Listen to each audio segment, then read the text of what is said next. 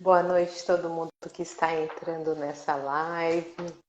Sejam todos muito bem-vindos. Boa noite! Olá! Você está me ouvindo? Tô. E você? Tá me ouvindo bem? Tô. Ai, que bom. Como vai? Boa noite a todo mundo que está entrando. Sejam muito bem-vindos na nossa live de intervenção psicopedagógica, emoção e aprendizagem. Que tema, hein? E que responsabilidade! Haja trabalho, né?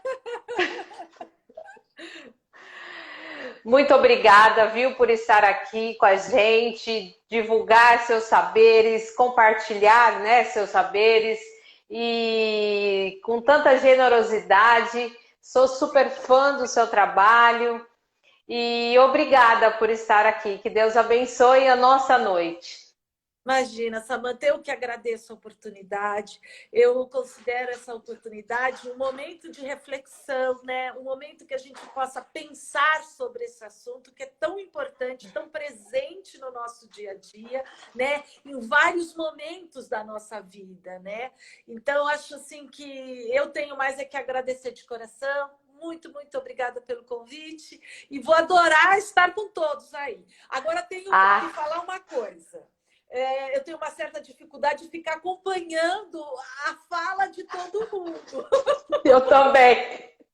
Fora que, de repente, quando eu fico muito longe, fica um pouco embaçado. Você vai ter que me ajudar, hein? Dar umas lidas aí de vez em quando, porque eu me empolgo no falar e eu acabo esquecendo de olhar, né?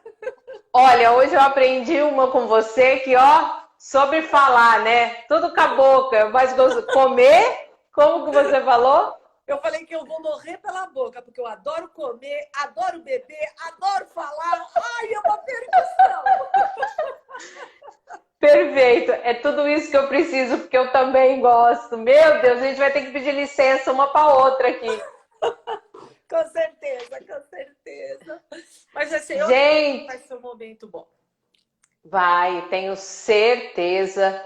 Peço para todo mundo aí divulgar, falar para o pessoal que a gente vai começar a nossa live. E assim, enquanto o pessoal vai entrando, queria que você falasse um pouquinho sobre você, quem é você, para o pessoal que ainda não te conhece, que eu sei que tem um monte de gente aqui que já te conhece. Tá bom. Então, na realidade, eu hoje atuo como psicopedagoga, né? Mas a minha primeira formação foi na área de ciências sociais. É uma área que eu sou apaixonada, essa parte assim da vida do social, né, da sociedade como um todo, a política, a economia, enfim, a própria antropologia, sempre foram áreas que me encantaram muito. E foi na Faculdade de Ciências Sociais, nessa primeira formação, que eu descobri o meu gostar pelo aprendizado, né? O quanto isso era importante na minha vida e quanto isso me afetava. E aí passei a fazer licenciaturas. Na época isso existia, nem vou falar quantos anos isso, mas existia essa possibilidade. E eu fui fazer as licenciaturas que eu acabei me apaixonando nesse curso, que foi Geografia e História. E aí comecei dando aula para Geografia e História. Na época tinha o SPB, né, que era Educação Moral e Cívica também. Enfim, eu fui me envolvendo nessas áreas e fui caminhando. E nesse meu caminhar enquanto professora, eu fui vivenciando as dificuldades no aprendizado, né? Eu trabalhei no início no Mobral, alfabetizando adultos. Isso foi uma experiência assim muito rica para mim. Depois parti para a educação infantil, passei para o ensino fundamental, para o ensino médio, me tornei professora de cursinho. E foi aí que eu me despertei muito, porque a mágica de fazer esses alunos, principalmente os alunos de curso noturno, né, aprender em tão pouco tempo e relembrar coisas que um dia foi ensinado para eles. Enfim, então foi uma experiência muito grande no aprendizado. O processo de aprendizagem sempre esteve muito envolvido na minha vida. E depois, quando mãe, descobri que eu tinha uma filha disléxica, uma filha TDAH, e que eu era também tudo isso e não tinha me dado conta. Enfim, esse foi o meu caminhar. E aí eu acabei indo fazer pedagogia, fui fazer a psicopedagogia. Também fiz alguns anos de psicologia, só não terminei porque eu sofri um acidente, enfim, mas um dia eu ainda termino. Aí fui para a área da educação matemática, meu mestrado é nessa área. Enfim, foi bem grande. Tudo bom? Boa noite, Josi. Obrigada por estar aqui. Desculpa, professora, vocês começaram antes? Só um bate-papo. Só um bate-papo aqui. Aqui é o que a gente mais faz, morre pela boca. Fala demais. 7h27? Então, Daí a live é 7h30. Isso, mas... Você está palestrando já há um tempo. Não, só batendo papo. Só batendo papo. Estou aqui só falando de mim. Começa antes, parece que eu atrasei. Não atrasei não, tá bom? Imagina, desculpa, fica tranquila. Você é a estrela também. Depois. Eu entro antes. Você é estrela também aqui. Você e a Lê aqui são as estrelas. Não, estou interpretando. Então vamos falar hoje de intervenção psicopedagógica. Nós dividimos, assim, vou esperar as perguntas de todo mundo, mas a gente fez um breve roteiro aqui, dividimos. Vamos começar primeiro a falar sobre a intervenção psicopedagógica, depois a gente vai falar sobre as habilidades socioemocionais e a aprendizagem, e assim vamos, né? O importante é o que você vai falar muito hoje. Então, eu dei uma dividida, mas o pessoal pode ir deixando perguntas, eu vou anotando. Pode acontecer da gente não responder todas, né, Ale? Mas eu passo para você depois, eu repasso para o pessoal, me passa no direct, que a gente não deixa nenhuma pergunta sem responder. Ótimo. Então, vamos lá, vamos começar sobre a intervenção psicopedagógica, né? Esse termo que de repente a gente escuta tanto, mas não sabe o que é, né? O que será que é isso, né? Que é tão bom para as nossas crianças, principalmente com transtorno de aprendizagem. Queria que você falasse aí para gente. Tá bom. Então, assim, a intervenção psicopedagógica, na realidade, é um procedimento realizado por um especialista, no caso, o psicopedagogo, né? Não deixa de ser uma intervenção terapêutica. E o que ela faz? Ela trabalha com o processo de aprendizagem. E a gente, às vezes, quando escuta falar nessa intervenção psicopedagógica, a gente acaba sempre associando ao aprendizado escolar. E, na realidade, é muito amplo, né? Muito além do processo de aprendizagem escolar. A intervenção psicopedagógica ela pode ocorrer em qualquer momento da nossa vida.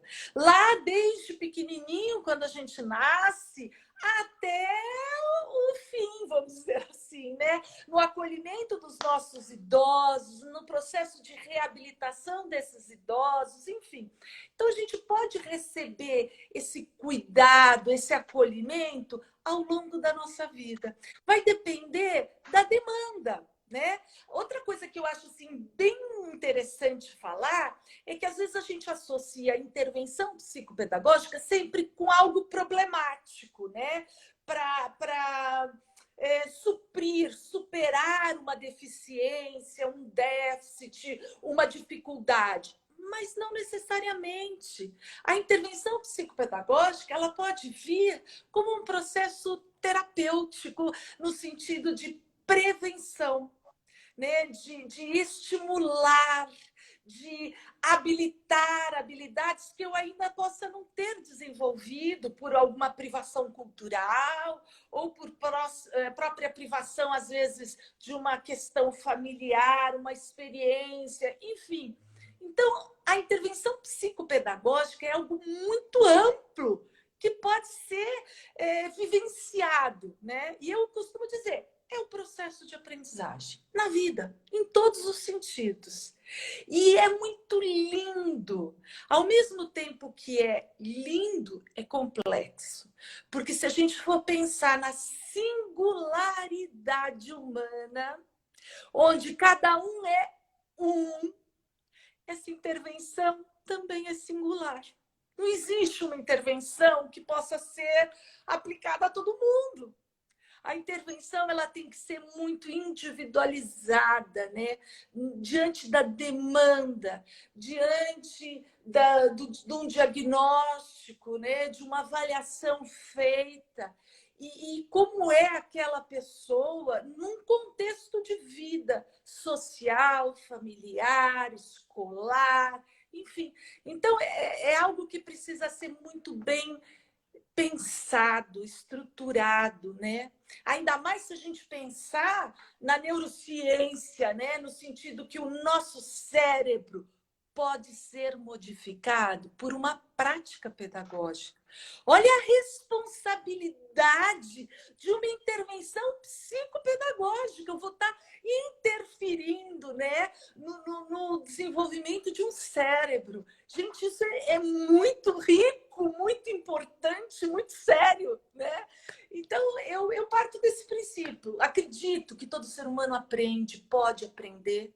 E a minha grande preocupação enquanto psicopedagoga seria justamente de propiciar estratégias ou que essa pessoa descubra as suas próprias estratégias de ensino, né, de aprendizagem, de adaptar essas formas de ensinar. Enfim, é isso. Eu acho que é acreditar que é possível, né? E que todo mundo aprende. É incrível essa fala, porque é muito real isso. Eu entrevistei uma mãe há um tempo atrás. O filho dela nasceu com problemas gravíssimos, sem oxigênio no cérebro, e isso era vegetativo praticamente, né? E essa criança foi tão estimulada, coisas assim, ela conversava com o filho, nem abria o olho. Ela foi tão estimulada, que ela começou a ter movimentos, mesmo que não ia ter. Então, assim, eu acredito tanto em você estimular a criança, né? Principalmente precocemente, né? Eu falo que existe avaliações, eu falo avaliação neuropsicológica, eu acho que tinha que nascer junto antes de entrar na escola. A mãe já tinha que ter isso. Porque você já conhece, já sabe o rumo dessa criança, aonde você tem que estimular, aonde você tem que mandar na intervenção pedagógica, o que fazer, né? Então, assim, o estímulo, e todo mundo aprende. Mesmo aquela pessoa que nasceu vegetativa, ela também aprende. De algum modo, ela também aprende. Então, assim, tem que acreditar, porque, né, o cérebro é mágico. Tem que acreditar e acontece. Coisas que a gente, com relatos de famílias, de mães, de situações graves que aconteceram e tem resposta, né? Olha, aproveitando o que você falou e o que eu também comentei aí, quem estiver nos assistindo, se tiver nas mãos um pedacinho de papel, não importa o tamanho, não importa o papel, pode ser até usado já, tudo bem. Pega esse papelzinho, vamos fazer uma situação aqui que eu acho que vocês vão entender bem o que a Samantha falou, o que eu falei, eu acho que vocês vão sentir essa fala da gente. Quem puder, pega esse papelzinho na mão e logo em seguida amassa bastante, mas com toda a sua energia, com toda a sua força. Procura fazer isso. Pega esse papel, amassa mesmo, para valer. O que vocês sentirem aí de vontade de apertar esse papelzinho. Agora, eu vou propor a vocês a tentar esticar esse papelzinho. Tenta desamassar. Quem tiver aí habilidades boas para isso, pode fazer, pode pensar no que vocês quiserem aí para tentar desamassar esse papel. Usar todos os recursos que vocês têm. Tenta de coração desamassar. Vê o que vocês conseguem fazer com esse papelzinho. Tenta. Vocês podem passar dias, horas, tentando desamassar esse papel. Mas vocês vão ver que vão sobrar marcas nele. Nós atuamos sobre esse papelzinho da mesma forma que nós atuamos sobre uma pessoa. E que a gente deixa marcas neste papel. Então, assim, a nossa responsabilidade, sabe, é muito grande. Tanto no lado positivo, de boas ações, né, boas intervenções, como também o perigo de falas inadequadas, de ações que não deveriam ser executadas e que muitas vezes a gente faz até sem pensar, né? Muitas vezes no calor de uma mãe, por exemplo, vamos pensar não só no profissional, mas na mãe, que está cansada, que está desestruturada, diante de uma dificuldade que muitas vezes ela não tem como lidar, não sabe como lidar. Quantas vezes ela comete, né, o descuido, entre aspas, o erro na fala, né, inadequada, ou na correção, na coerção de uma situação de forma errada. Então, assim, eu acho que a gente pode pensar que mesmo agindo dessa forma, a gente pode utilizar todas essas marcas para um momento melhor, por um aprendizado.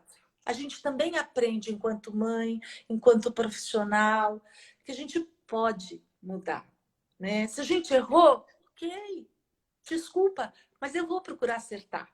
Eu acho que esse momento, cada um de nós que estamos aqui, a gente tem esse sentimento. A gente está aqui porque a gente quer continuar acertando, ou pelo menos buscar esse acerto, né? Então, acho que essa experiência do papelzinho, ela serve para a gente deixar aqui, ó, para pensar um pouco, né? O quanto importante é a nossa posição, né? Eu acho que, não sei se fui clara. Foi emocionante. Eu para chorar aqui, quase, né?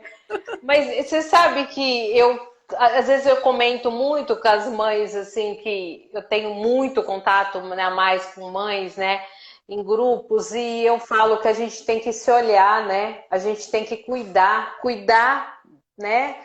Então eu até falo cuidar de quem cuida.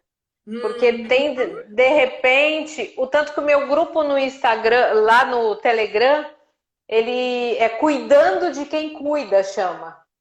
Porque eu acho que a gente tem que refletir um pouquinho, porque é penoso. Eu tenho 2 filhos com distúrbio, com transtorno. Eu sei que é difícil, eu sei que é etapas boas e ruins, né? Eu tô agora enfrentando uma adolescência e ele está sentindo que a matéria está aumentando, as coisas, as cobranças estão maior. Então, eu também estou passando um turbilhão de coisas aqui que tem hora que eu quero berrar e chacoalhar. Mas a gente também tem que se olhar, também tem que se cuidar antes disso, para não ter essa marca nessa criança, né? Verdade. Para a gente não deixar essa marca. Porque... E se ela acontecer, a gente ter a capacidade de autocompaixão, de se perdoar. Observar. E observar esse erro, né? Isso aí. E aí a gente tem oportunidade de modificar. A gente tem oportunidade de ir avante. É esse o processo. Quando a gente fala de uma intervenção psicopedagógica, ela não ocorre somente a criança, o adolescente ou aquele adulto que eu estou atendendo. Ela ocorre a esse e ao contexto de áreas ou contextos de pessoas do qual ela está inserida. Eu preciso orientação parental, quer dizer, para os pais. Eu preciso de orientação para as escolas, professores, profissionais que trabalham com essa criança. Eu preciso acolher, muitas vezes, o funcionário da casa que lida no dia a dia com essa criança. Então, a intervenção psicopedagógica é algo muito amplo do que simplesmente acolher uma pessoa, né? Não é aquela 1 hora, né, de consultório, né? Ela é muito mais. E não só você, quanto profissional, passar todo esse conteúdo, mas sim as pessoas introduzirem isso na vida, né? Porque é muito fácil eu, uma mãe, ir lá no consultório, receber todo o diagnóstico, receber todas as instruções do meu profissional e passar mecanicamente isso em casa ou para a escola, né? E a gente não sentiu, não interagiu com tudo isso, porque é aí que o filho também tem que entender. Hoje eu passei por uma experiência em falar para o meu filho que está difícil mesmo. Eu tive que olhar para ele e falei, filho, eu entendo o que você está passando porque está difícil, mas você vai superar. Não adiantava nada, ele está num turbilhão de 8º ano, que está vindo de uma pandemia online, todo mundo, um turbilhão de coisas acontecendo, ele adolescente, ele também sentindo que a demanda está aumentando. Então, assim, não adiantava nada eu sentar para o meu filho e falar assim, não, você consegue, você tem que conseguir, você vai conseguir. O que eu ia adiantar? Mas eu olhei para ele e falei, tá difícil mesmo, filho. É o Mas você vai conseguir, né? Isso aí, é reconhecer, é nomear essa emoção, que é uma emoção que não só ele está vivendo, você está vivendo ao vivenciar um filho sob essa condição. O reconhecer o quanto isso é difícil, o quanto é complicado isso, é assumir uma corresponsabilidade, né, da situação, é fazer parte daquele grupo. Isso é importante. E toda vez que ocorre uma intervenção psicopedagógica, o psicopedagogo tem que ter esse olhar, que é o conjunto, e fazer que todos entendam essa, sabe, essa interação, porque é a partir dessa visão, dessa união, que a gente consegue caminhar mais fácil, né?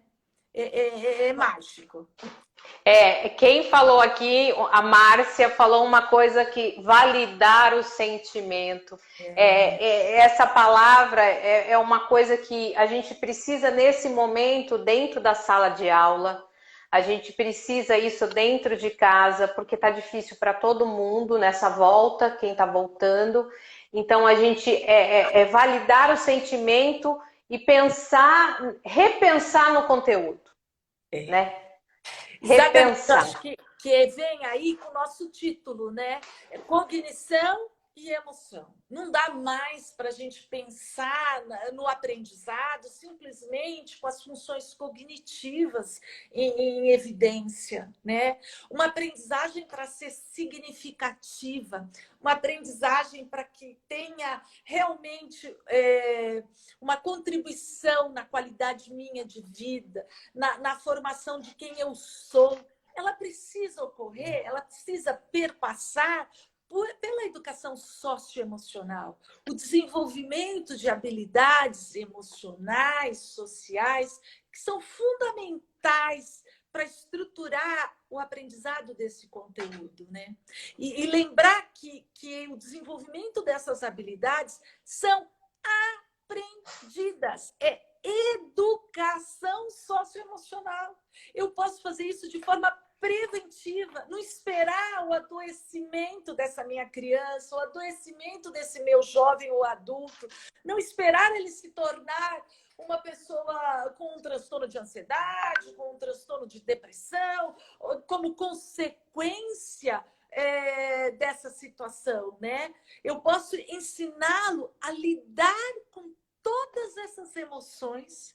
Eu posso, né, como ela coloca mesmo, reconhecer, nomear, validar, para que ele entenda que eu não posso deixar de sentir.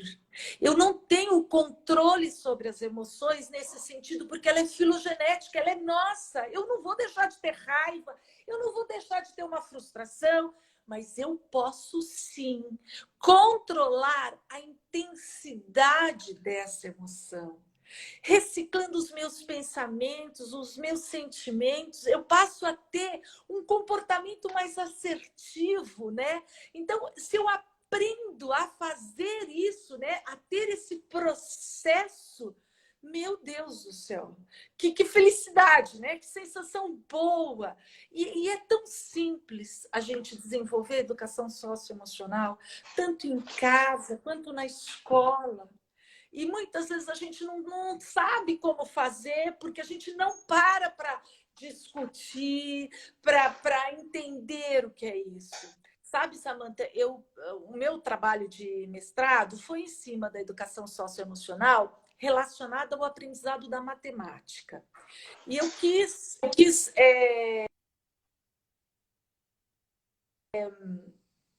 dizer para as pessoas que, ao ensinar matemática, eu conseguiria desenvolver algumas habilidades socioemocionais. E graças a Deus e por felicidade minha, realmente o trabalho foi possível, né? E aí eu posso dizer para você como é mágico esse momento. Com um trabalho assim, muito simples, com atividades muito simples, a gente teve resultados maravilhosos. E o primeiro, sabe qual foi? Acolher os professores. Ensinar para os professores a lidar com as suas próprias emoções. Porque como que ele ia ensinar ao aluno se ele mesmo não sabia fazer? Não tinha noção de como fazer. Então, às vezes, a gente tenta ficar pensando em grandes projetos e, às vezes, são pequenas ações que você acaba tendo soluções, vamos dizer assim, né? Então, acolher os profissionais, isso é muito importante. E a gente vê no Brasil, na parte da educação, né? Quantos profissionais aí da área da educação estão abandonados, gritando, me socorre, né? Eu falo muito em inclusão, né? Eu acho que as escolas hoje se fala muito isso. Mas que adianta a gente falar tanto e não acolher esse professor? Porque eu, como uma mãe que tem um filho com dislexia, se não sou eu que vou lá falar a singularidade do meu filho, se não for eu cutucar esse professor para olhar meu filho diferente, essa inclusão não é efetiva. É só falada em reunião. Verdade. A grande maioria não é mal. O professor não gosta disso, o professor não faz adaptação. A grande maioria não sabe. Então, porque a gente sai da pedagogia, como eu vou sair da pedagogia o ano que vem, com 40 horas de inclusão. A minha parte de dislexia, que eu aprendi na minha faculdade, não tem meia folha de sulfite A4. É um pedacinho assim, ó. É isso que se mesmo. fala, o que é dislexia. Essa professora entra na sala de aula com 40 alunos, chega um filho, um aluno, né, o meu filho, que tem dislexia, com comorbidade em transtorno de déficit de atenção, ela não vai saber lidar com ele. Mas não é culpa dela. Não. Tá vindo lá de trás. Uhum. Então, por isso que esse acolhimento do professor, como todos, esse acolhimento, né, o profissional da saúde acolhe a família, essa família acolhe esse professor e aí todo mundo junto leva essa criança, porque é todos pela criança, que faz sentido na educação, né?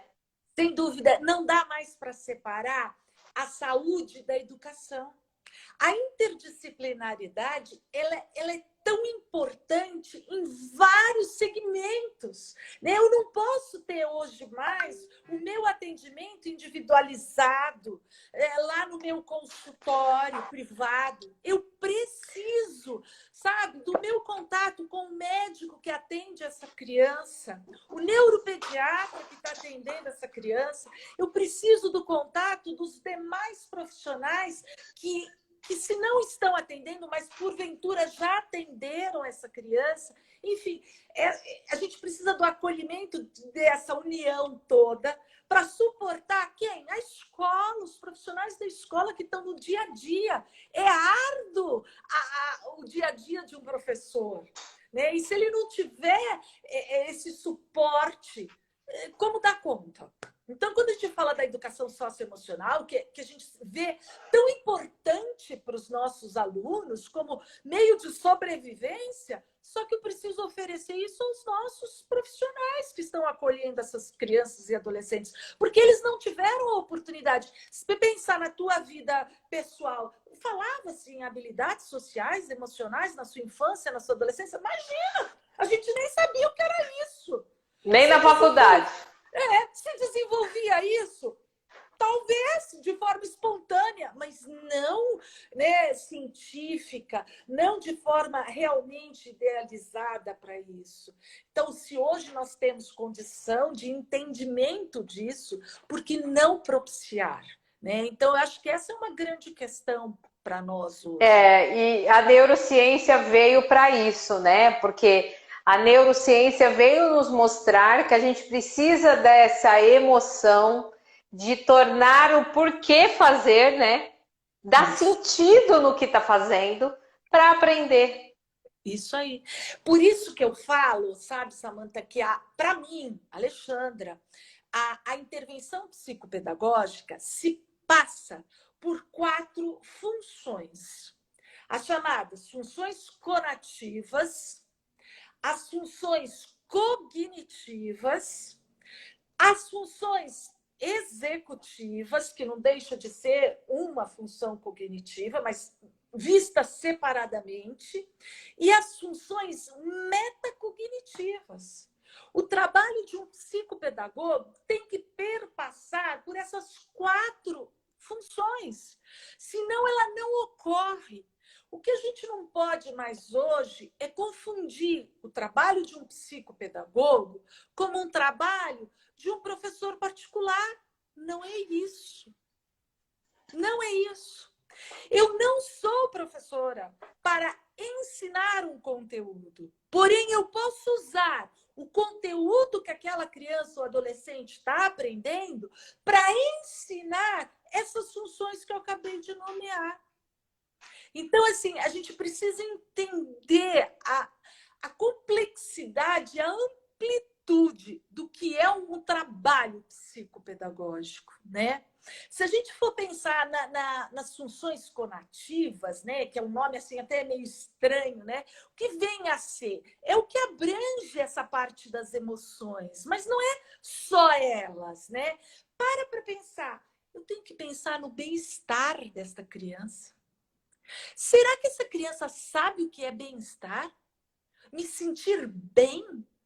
Será que essa criança sabe que existem práticas muito simples de meditação, de mindfulness ou de atenção plena, como queiram chamar, que podem ser aprendidas e que aquela criança, aquele adolescente, aquele adulto pode praticar e trazer benefícios para o cérebro dele, para o processo de aprendizagem e para a qualidade de vida dele?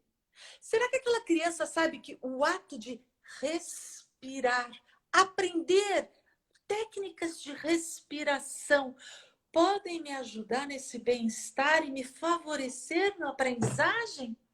Sabe, você pensar na integração social dessa criança, questões relacionadas à ética, às relações interpessoais que essa criança tem, ao processo de diversidade humana, ao eu olhar o outro, entender o outro, respeitar o outro. Pensar ainda dentro dessas funções conativas o processo de motivação. Quantas pessoas têm uma postura pessimista frente ao mundo? Por que eu não aprendo a ser otimista? Por que eu não aprendo a ser positiva? Isso traz um enfrentamento da dificuldade de forma diferente. Eu encaro diferente essas barreiras ao longo da minha vida, né? Fora as habilidades habilidades sociais que a gente pode falar de empatia, de amizade, de respeito, de autonomia, e sei lá, mas quantas habilidades que eu posso ensinar a essa criança, esse adolescente.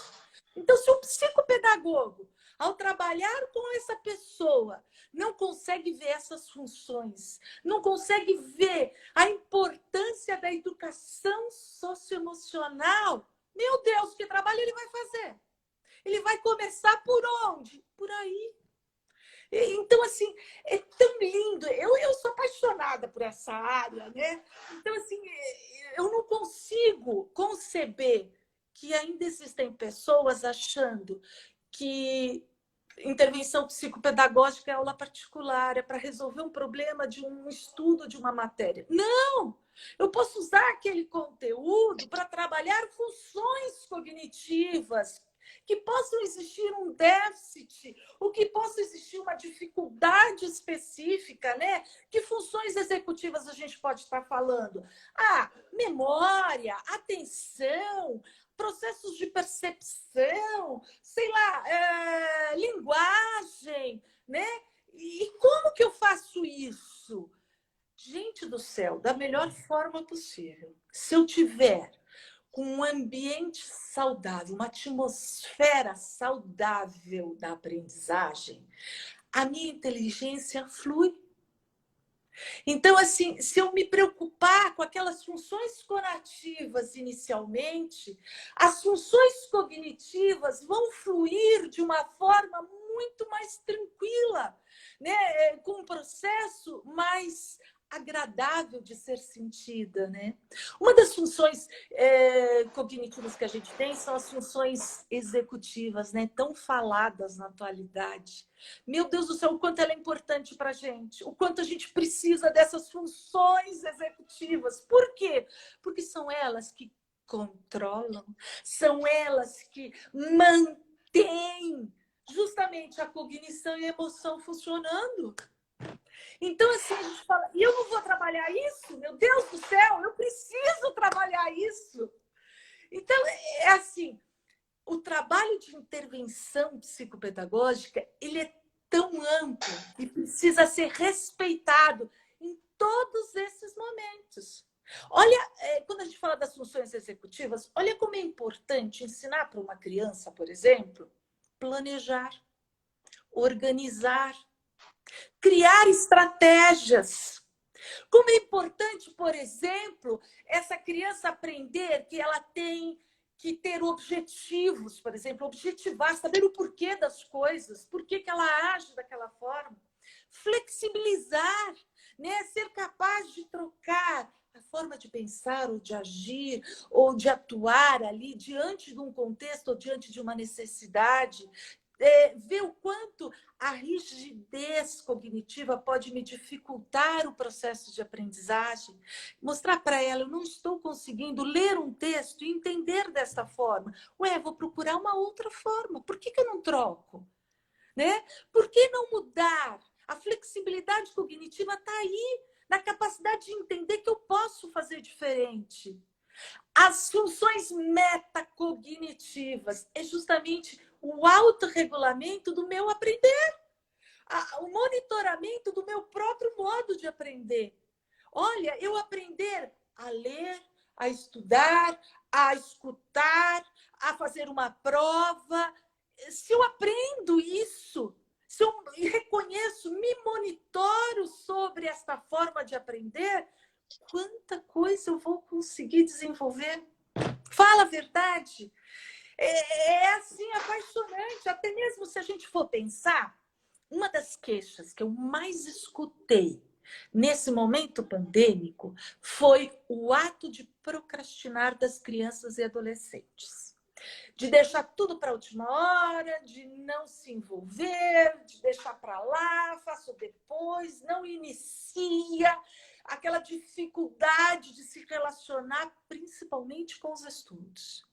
Gente, se eu pensar em desenvolver essas funções executivas, uma delas que é o ato de iniciar, eu consigo até frear essa procrastinação se ela vier com esse caráter negativo, com esse aspecto negativo de deixar para lá tudo que eu quero, né? Enfim, vamos dizer assim, o atendimento psicopedagógico, ele é muito amplo e precisa ser visto por uma boa anamnese, né? Se eu for sentar com uma família, eu preciso entender qual é o contexto dessa família, qual é a realidade desta família, desta criança, para que eu saiba como atingi-los. Sabe, porque muitas pessoas falam assim, ai, mas eu não tenho recurso, ai, eu não tenho dinheiro. Então, eu posso contar para vocês que eu faço um atendimento psicopedagógico uma vez por semana com adolescentes extremamente carentes, que passam privações culturais muito sérias. Muitos dos adolescentes que eu atendo são abrigados, então tem todo um sofrimento familiar, psicológico, é uma situação bem complicada. E eu faço uma intervenção psicopedagógica. Sabe como? Com uma folha de sulfite e um lápis.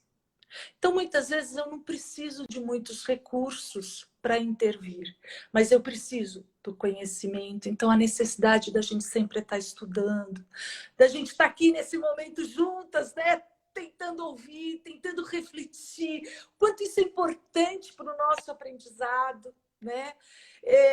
Eu ter a capacidade de olhar o outro, desenvolver essa sensibilidade, né?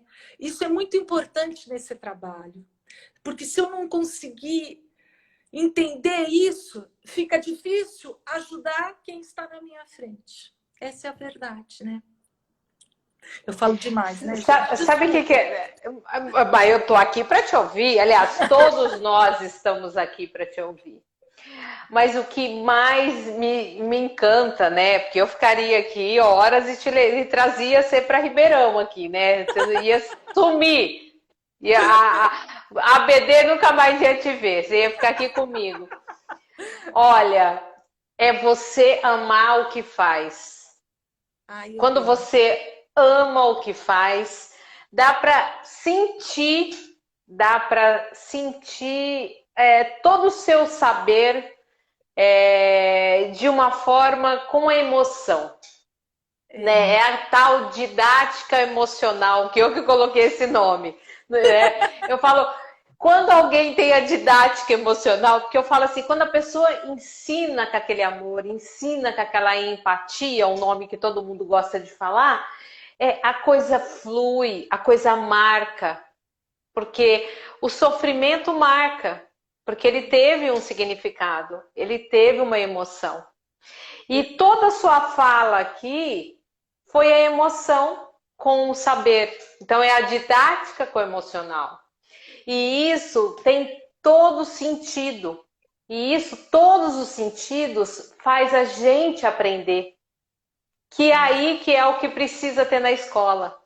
Dar sentido no que a criança está aprendendo com essa emoção.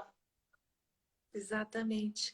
É isso. E isso é algo, muitas vezes, natural.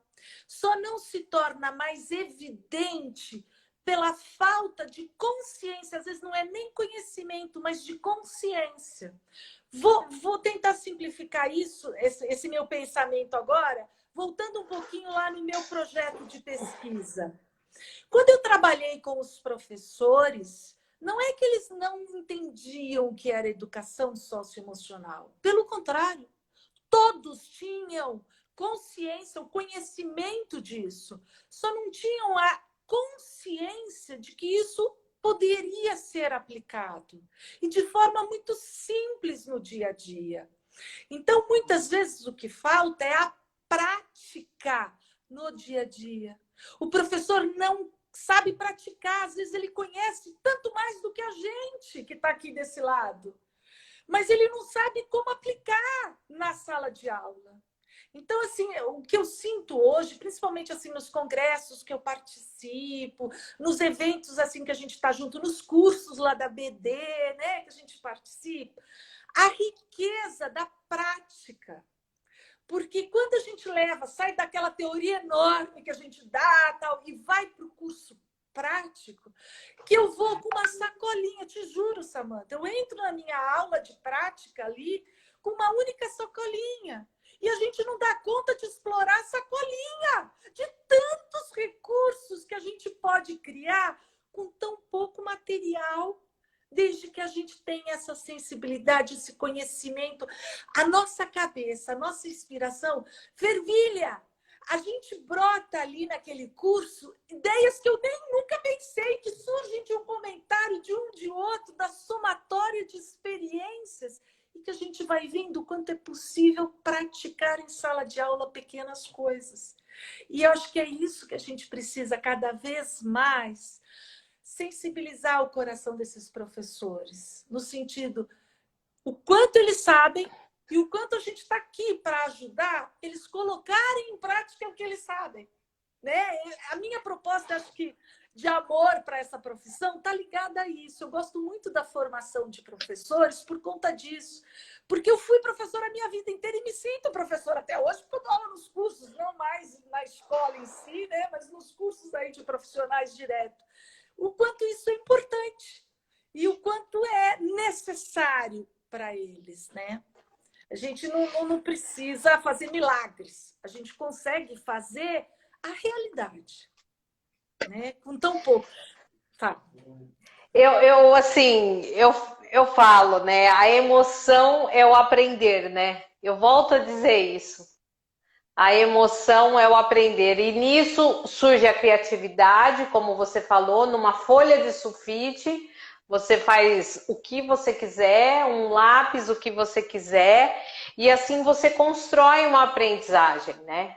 E o significado dessa aprendizagem. Então, as crianças com qualquer tipo de dificuldade dentro dessa escola, ela se torna tão pequena a dificuldade, tão pequena, que ela vai ter uma autoestima tão grande, porque ela está nivelada com os outros, que isso vai passar menos consultório, vai passar menos problemas emocionais, né? Essa família vai ter mais tranquilidade em casa por N fatores emocionais, que a gente sabe, quem tem filhos com dislexia, com qualquer outro transtorno, sabe que é uma montanha russa. É possível, mas é uma montanha russa. Então, é por isso que o professor já tem sua formação, ele é professor. Mas ele tem que ter mais, ele tem que ter essa gana de busca, né? Buscar, para